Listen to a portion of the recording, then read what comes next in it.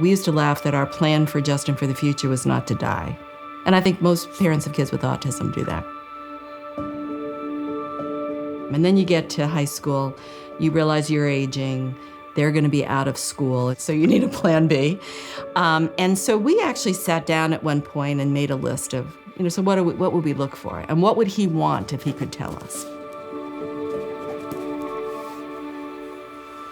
I do think that it took a while. And by a while, I mean, we're not just talking months or years, probably truly decades, for me to come to the realization that Justin was, our great teacher.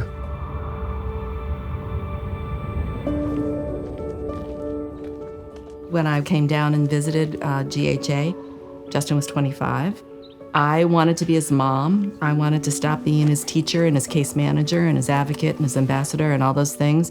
So in our heads, we knew it was the right time, but in your heart, there's a total disconnect. I remember our drive home from dropping him off. Oh, I think we cried the entire way. It was like I needed sort of windshield wipers for my eyes. That was a long drive home. Even knowing that it was the right thing to do, that doesn't mean that it's without pain.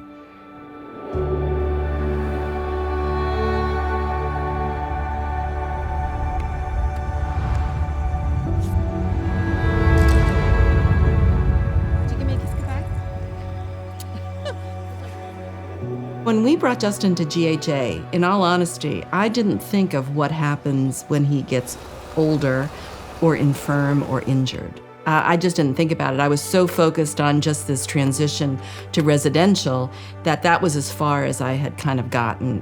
And I mean, there's just no way a staff that's not trained in autism could meet people's needs. And I think one of my biggest fears for Justin in needing more care, like a nursing home level of care, would be that his behavior would cause him to be medicated.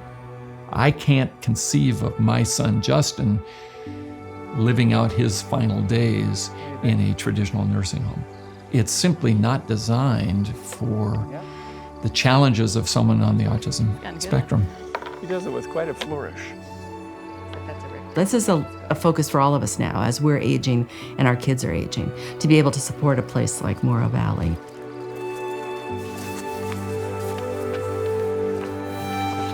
The world just seemed to be a scary place. It didn't make sense. And so to see him where he's just kind of mellow and smiling, you sort of go, okay, boy, it's been a long haul, but in this moment, right here, right now, he's got a pretty darn good life.